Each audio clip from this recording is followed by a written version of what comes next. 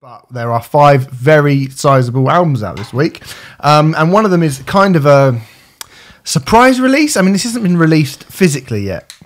No. And it sort of just dropped, didn't it? Well, like before I did press, I fucking loved albums just dropping. And then as soon as it becomes like a job thing, we had this. So this is the Bon Iver record. Yeah, it's Bon Iver. It's I, by Bon Iver. So it's the fourth. I. That's what it's called. I. Well, I mean, I.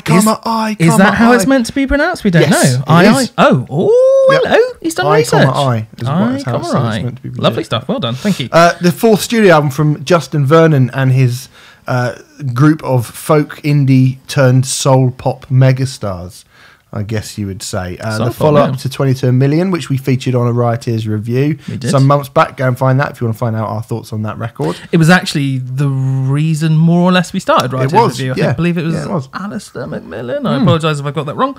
But he suggested it and he wanted us to talk about Bon Iver 22 Million, and I think we just expanded it into a Writer's Review. We did. We did. And so, go and have a little listen to that. You can pause this now and go and find that if you're interested in that chat. But a surprise release, and you were saying surprise release. We had it down as coming out 30th of August, which is when the physicals are coming out, but it just got plunked up onto streaming services last Friday, because you can do that now. He surprised everyone, and I think it's been an interesting. Obviously, there's been this big sort of race to get reviews up, which is often the case. And I think as a result, we have a very mixed bag of reviews. So there's quite a few reviews saying it's the best album he's done since his debut album, From a Forever Ago. Almost got that, but did quite well. And then The Guardian, for example, gave it 2 stars. I saw that. Now, I've not read The Guardian review yet, but that seemed to be quite a minor dissenting voice in what looks like being quite a lot of heady praise for this record. I would say overall it's positive, most definitely, but it is. I guess it's just broad. And it feels like, I mean. Well, the first thing I will say is a record like this is very, very dense, and it's very subtly dense. Difficult to get your head around this in such a short space of time. I have to admit, I found it difficult. I mean, my first note here from when I first listened to it said it sounds like a traffic jam crying. That's good. And it kind of does. Like, that was my initial thing, was like, it's funny actually, because Emily, my girlfriend, was like, I like Bon Iver. It sends me to sleep. She's like, that puts me to sleep. Yeah, she's talking about early Bon Iver. And I was like, this ain't going to put you to sleep. This is nightmarish. Well, this won't put you to sleep at all. This is like, just suddenly goes, bling,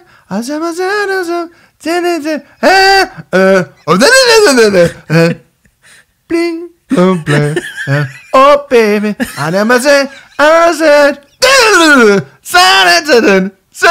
I'm like, you ain't falling asleep to that.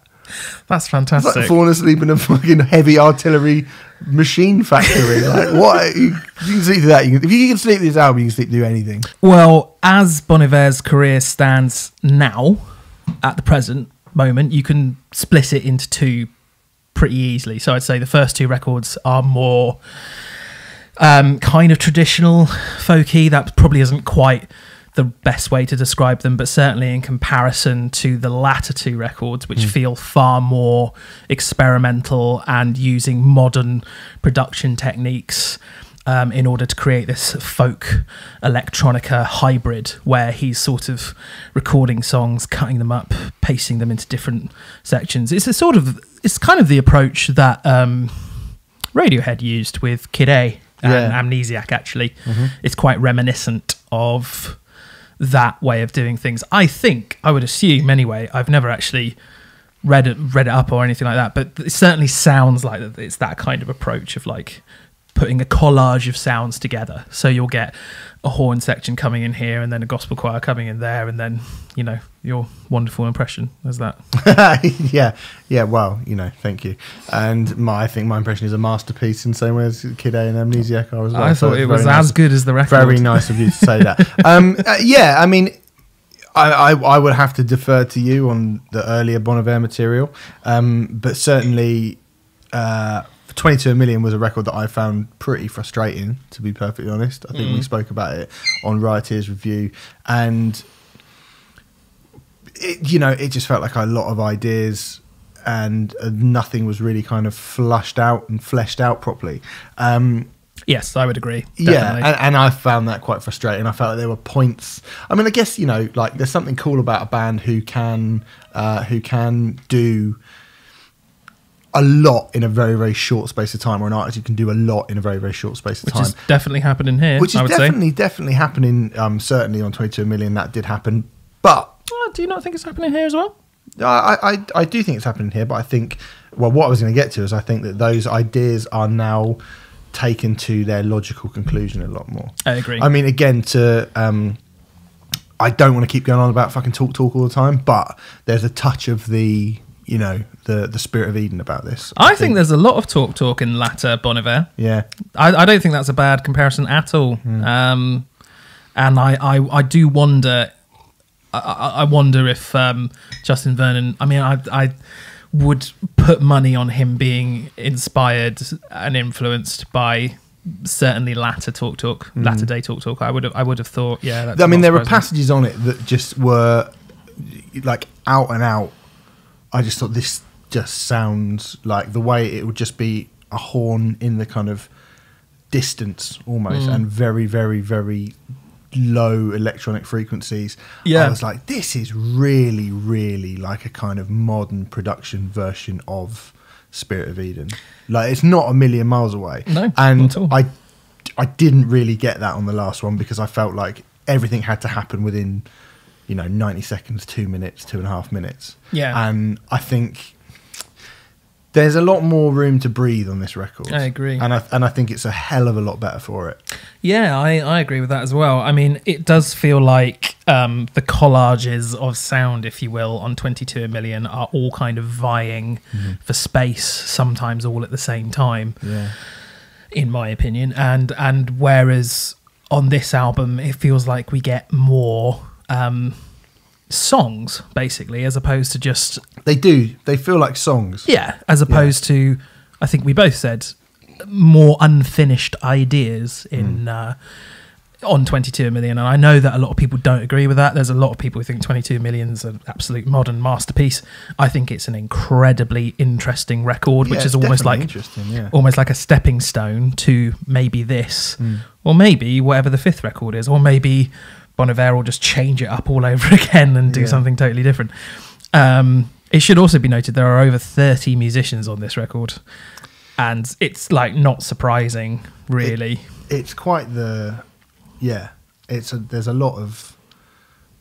I feel like you can tell that... Yeah. The one thing I will say about this record, and that in regards to that as well, is sometimes...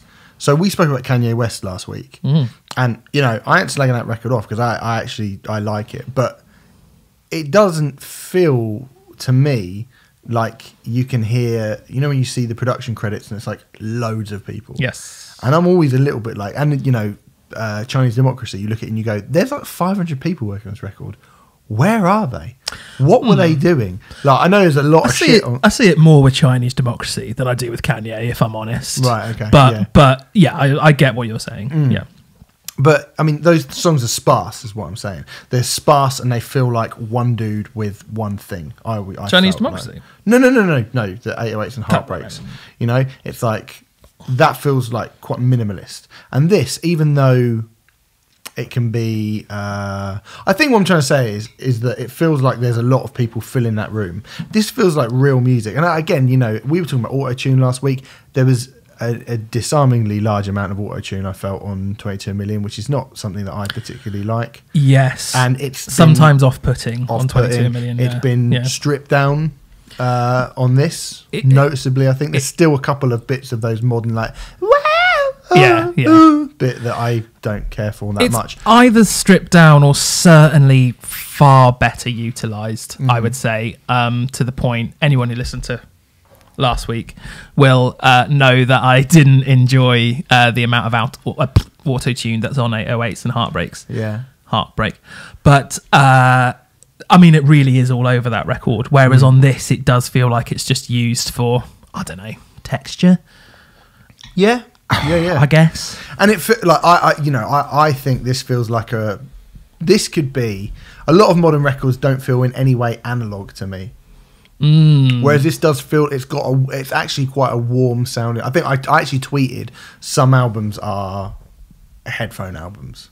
When I listened to this in the car when I first listened to it on a good stereo speakers in a car, but I got nothing from it the first listen to it when I was driving back from Bloodstock. But then, because I just seen the Scorpions.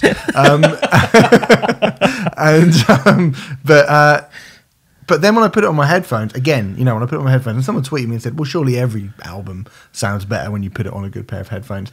And it's like, yeah, that's true. Yeah. That's true to a point. But, Minor Threat sound exactly the same, just in your ears. And that sounds, your ears sounds better. But this really does change. Dynamically, it changes. And I think it's a very well-produced record. It changes and it feels like you can hear everyone in the room doing their own little bit. So I like the sort of human element of it. When you put a headphone record on what we would describe as a headphone record, there are suddenly things that you can hear in it which you could not hear without the music being that physically close to your ears, almost. Yes. Well, there are some things that... Whereas Minor Threat... You can just hear everything. Wherever you listen to it. And that's definitely got this. I mean, I think there's a sweet spot in this record. I don't think it's... I think I will grow to like this more because, there's a run of like Holyfield's Hey Ma, You Man Like is fucking awesome. You Man Like is my favourite song on the record. My only issue with it is it's too short. There's a turn up for the books. Well, it's 2.5 minutes long. 2.5 minutes, and I want it to be double that length. But it's really great. It's fantastic. That's the highlight for me, that particular song. I mean, actually, I think Hey Ma is the best one of those three. Hey Ma's great. But I think that's the kind of... That is the sweet spot in this record. And, it starts kind of pretty good. I mean... In Me, I don't know how you say these songs. IMI is quite good. That's got James Blake on. Oh right, and it sounds a bit like it's got James Blake on as well, whatever that means. Is that's the first track proper? I'm guessing, as in the first song proper. Because there's a little 30-second intro thing.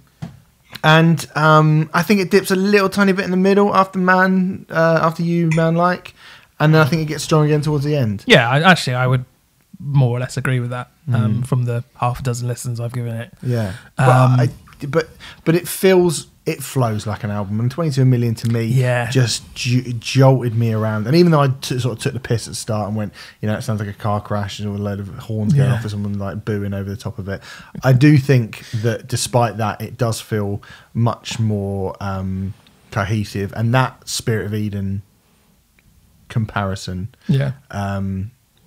I think is, very, very... It is, like, again, I probably would compare...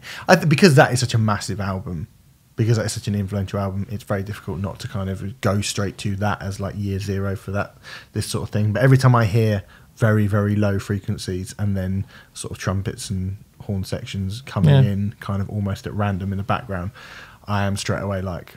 Talk. I think it's pretty undeniable. I'd be really shocked if that influence wasn't there. I'd be really stunned.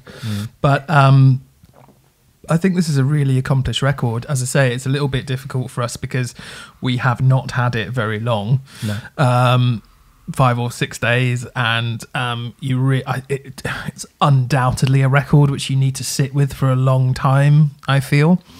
But I already like it more than 22 Million. Yeah, me too. Even after 4 or 5 days. And I'm pretty sure in a couple of months' time, I'll come back to it and be like, yeah, this is a fantastic record. I'm a bit reluctant to say that at this present moment, but I like it a lot. I know I like it a lot. I actually remember being a bit turned off by 22 Million. and then us knowing that we were going to be reviewing Bon Iver again, and me being like, he's so critically acclaimed, and I was like, oh, am I just going to, is he going to be one of them people that I just don't like and I slag off? And then the first listen I was like, yeah, probably. And then it took a couple of goes. I mean, I've probably listened to this, I've made a point of listening to this more than any other record this week, even though it's the one we've had the least amount of time with, just about. Yeah. We'll talk about that in a minute.